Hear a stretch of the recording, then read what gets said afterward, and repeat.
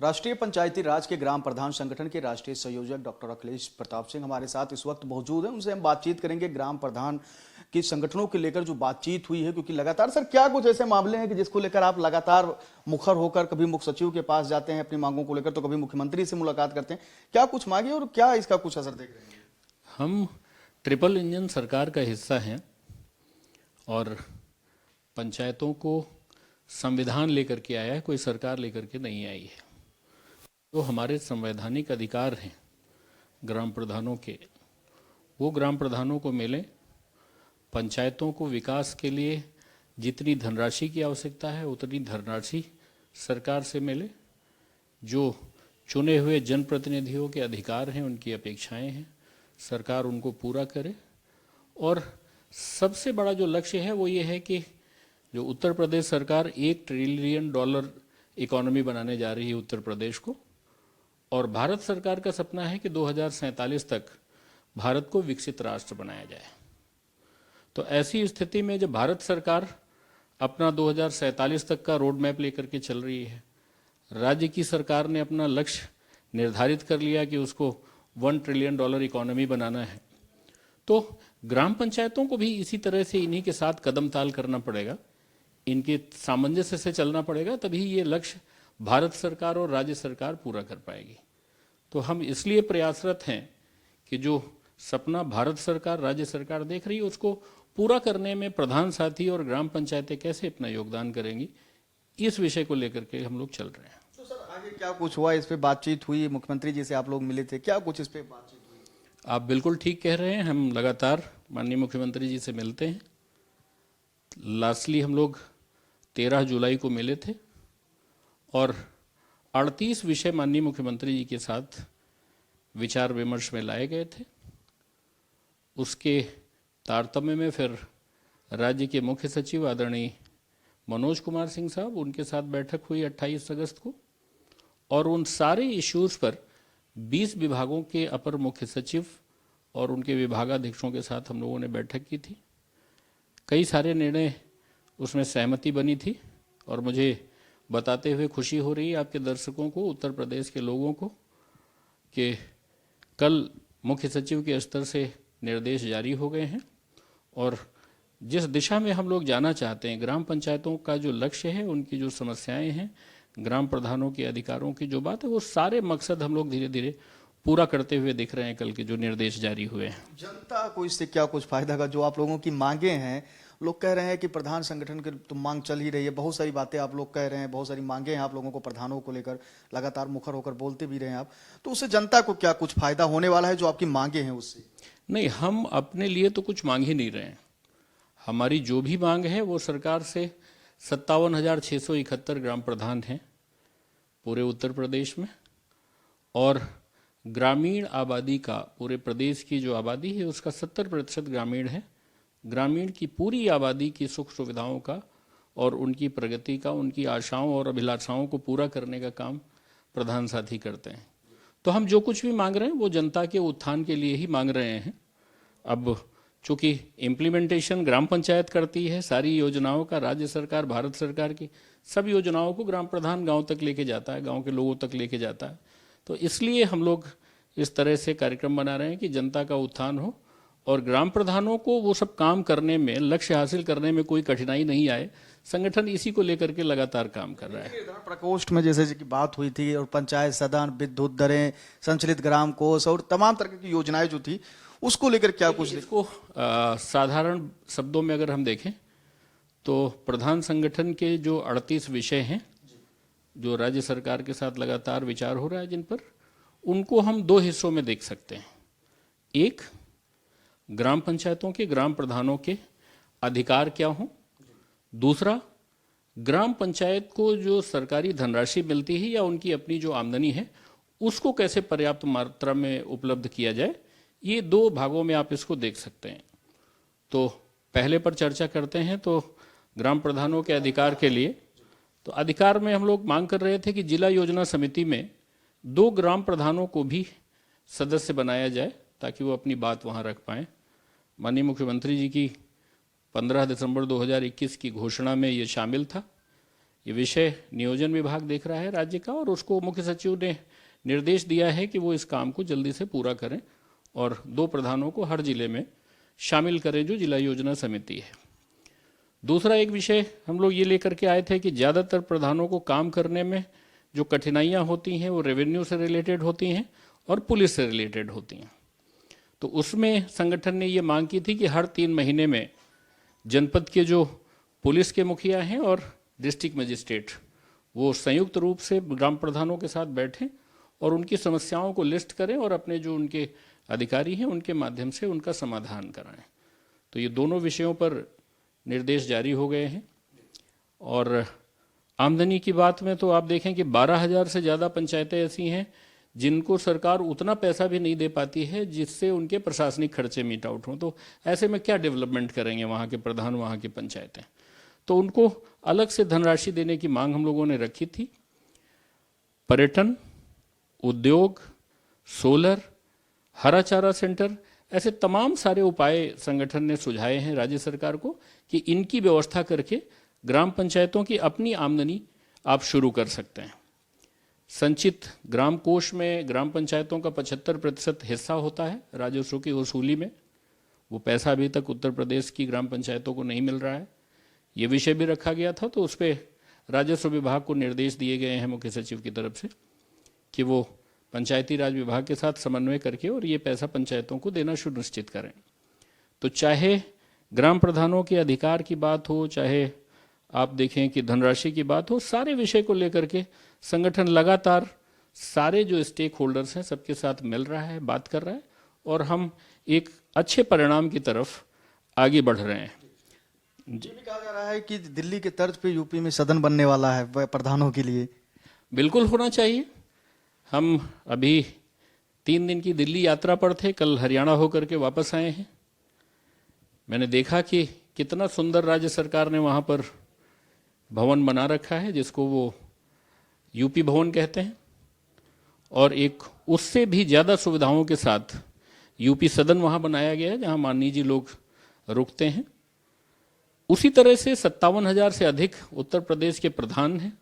जब वो राज्य में लखनऊ में आते हैं अपने काम को लेकर के, अपनी इच्छाओं अभिलाषाओं को लेकर के, राज्य सरकार की ये जिम्मेदारी है कि उनके मान सम्मान के साथ, उनकी सुख सुविधाओं के साथ भारत में जितने भी ग्राम पंचायतों के सफल मॉडल हैं, भारत में जहाँ कहीं भी जिस राज्य में एग्रेसिवली पंचायतें काम कर रही हैं पर्यटन पर, कहीं कहीं आप देखते हैं कि इन्हीं राज्यों में वाटरशेड पे बहुत अच्छा काम हुआ है, कहीं आप देखते हैं कि उनका जो प्लानिंग प्रोसेस है वो बहुत अच्छा है। तो ये सारे देश भर के जितने भी सफल मॉडल हैं वो उस भवन में रखे जाएं, एक गैलरी बने, एक वहाँ ऑडिटोरियम हो जिसमें मीटिंग्स हो पाएँ।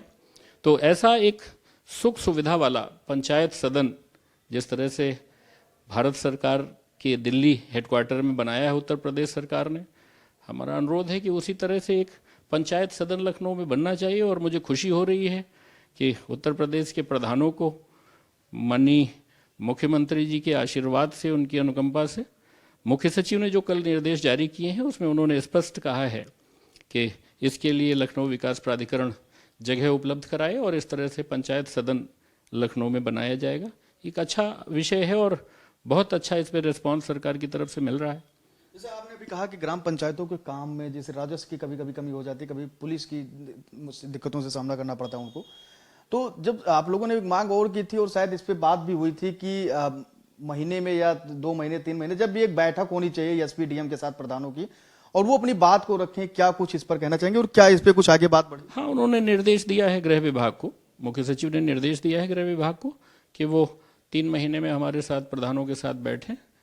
और एक और कठिनाई आती थी, होता ये है कि राज्य सरकार जब कोई लक्ष्य निर्धारित करती है तो उसके साथ उसको धनराशि भी योजनागत मद में लाना चाहिए, लेकिन इधर ये देखा जा रहा है कि लक्ष्य तो निर्धारित हो रहे हैं नए नए, लेकिन योजनागत मद में उसको नहीं लाया जाता है। ग्राम पंचायतों को जो मिलने वाली धनराशि है विकास की, उसी से उसको किया जाता है। चाहे वो स्कूलों का कायाकल्प करना हो, चाहे अभी आप हर घर नल से जल परियोजना में आप देखें 4700 करोड़ रुपए का खर्च हर साल आने वाला है, तो वो भी ग्राम पंचायतों पर डालना। तो इन सब चीज़ों से बचने के लिए हम लोगों ने कहा कि एक नीति निर्धारण प्रकोष्ठ बने और राज्य स्तर पर राज्य सरकार जो निर्णय ले रही है उसमें प्रधानों को भी बैठा करके पूछे, उनसे भी जानकारी ले, और जो प्रशासनिक विभाग हैं, जो संबंधित विभाग हैं, तो एपीसी साहब को, कृषि उत्पादन आयुक्त साहब को निर्देश दिए गए हैं मुख्य सचिव साहब की तरफ से कि वो प्रधान संगठन के साथ मिलकर के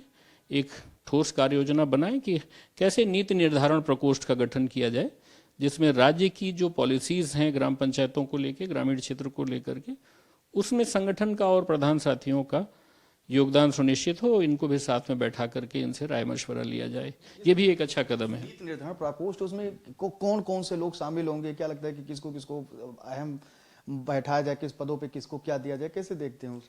आप देखते हैं कि भारत सरकार ने जब संविधान को लागू किया और संविधान संशोधन के बाद जो व्यवस्था आई देश में, तो उसमें 29 विषय ऐसे निकल करके आए जिनके लिए ग्राम पंचायतों को उत्तरदायी बनाया गया।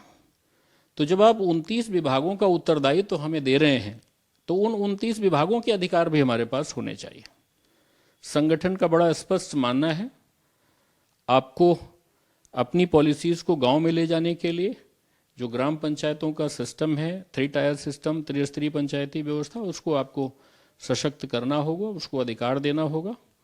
और जो भी 29 विषय संविधान में शामिल हैं, उन सारे विषयों पर निर्णय लेने के लिए चाहे उनके कर्मचारी हों, चाहे उन विभागों के काम हों, और चाहे उन विभागों का कोष हो, कार्य, कर्मचारी, कोष, तीनों जब तक ग्राम पंचायतों के अधीन नहीं होंगे, स्वामित्व में नहीं होंगे, तब तक ये कठिनाइयाँ आती रहेंगी। और मुझे अच्छा लग रहा है ये बोलते हुए, ये कहते हुए कि राज्य की सरकार संविधान के सपने को पूरा करने की तरफ धीरे धीरे आगे बढ़ रही है।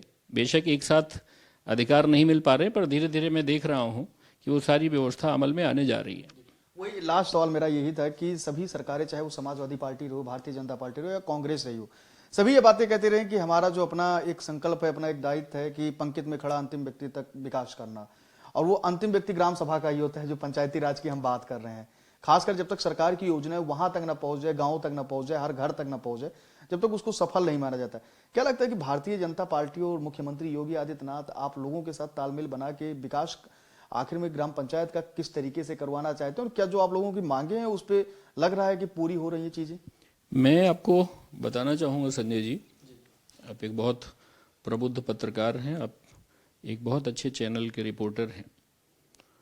आप देखते होंगे कि राष्ट्रीय पंचायती राज ग्राम प्रधान संगठन के चाहे प्रदेश अध्यक्ष आदरणीय ललित शर्मा जी हों, कार्यकारी प्रदेश अध्यक्ष गोपीनाथ गिरी साहब हों, चाहे आप आदरणीय ठाकुर साहब को ले लें, डॉक्टर राजेश सिंह साहब को ले लें, आदरणीय राय साहब को ले लें, आप देखेंगे कि सीरीज ऑफ एक बड़ी लंबी फहरिस्त है संगठन के पदाधिकारियों की, जिन्होंने अपनी पूरी जो पीढ़ी है वो पीढ़ी दे दी है प्रधानों के योगदान के लिए और उनके अधिकारों के लिए, ग्राम पंचायतों के सशक्तिकरण के लिए।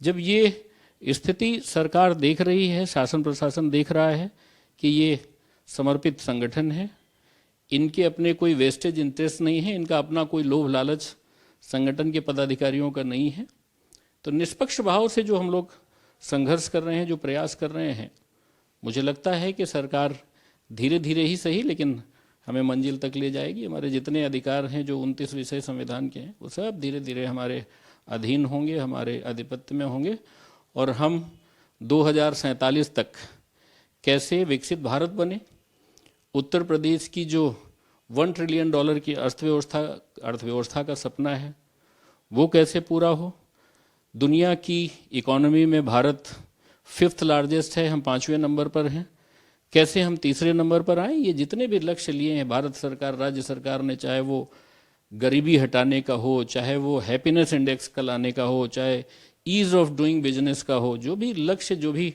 सामर्थ्य ग्राम पंचायतों से चाहिए जाएगी, हम सब कंधे से कंधा मिलाकर कर खड़े होने वाले हैं।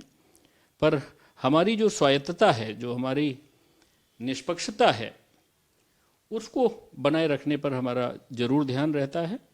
और मैं आशा करता हूं कि आदरणीय मोदी जी और आदरणीय योगी जी की जो सरकारें हैं उत्तर प्रदेश और भारत सरकार में, ये ग्राम स्वराज के महात्मा गांधी जी के सपने की तरफ ले जाएंगी। और 2.5 लाख प्रधान जो पूरे देश में हैं, अभी मैं कल हरियाणा में था, दौरे पर था, तो हरियाणा के एक प्रधान साथी ने मुझे बताया कि उनके वहाँ 3,000 रुपये ग्राम प्रधानों का मानदेय है, उत्तर प्रदेश में 5,000 रुपये ग्राम प्रधानों का मानदेय है। मैंने पूछा कि आपके प्रधानों की अगर सेवा काल में मृत्यु होती है तो सरकार कितनी मदद करती है? उन्होंने कहा कि वो शून्य है। मैंने कहा योगी सरकार 10 लाख रुपए प्रधान की मृत्यु पर उसके परिवार को देती है। तो तमाम ऐसे विषय हैं जहां हम गौरव की स्थिति में हैं। राज्यों की तुलना जब हम करते हैं तो हमारे प्रधान, हमारी पंचायतें ज़्यादा सशक्त हैं, ज़्यादा सुशोभित हैं, ज़्यादा अधिकार उनको मिल रहे हैं। पर ये सिलसिला लगातार आगे भी चलते रहने वाला है। ऐसे प्रयास संगठन लगातार करेगा। तो आप थे राष्ट्रीय पंचायती राज के ग्राम प्रधान संगठन के राष्ट्रीय संयोजक अखिलेश प्रताप सिंह जी ने, जिन्हें बेबाकी से अपनी राय रखी ग्राम पंचायतों की दिशा और दशा बदलने के लिए। और उनका कहना है कि ग्राम पंचायत जो होता है, ग्राम क्षेत्र जो होता है, वो देश के विकास में एक अहम रोल निभाता है। इसलिए बहुत जरूरी है कि ग्राम पंचायत की दिशा और दशा कैसे बदली जाए। इसके लिए लगातार हम लोग मुख्यमंत्री और मुख्य सचिव से मुलाकातें करते रहे और उनका मानना है कि सरकार इस बात पे सहमत भी है कि किसी भी तरीके से हम लोग ग्राम पंचायत का विकास करेंगे। कैमरा पर्सन जितेंद्र के साथ मैं संजय पांडे, एशियन न्यूज, लखनऊ।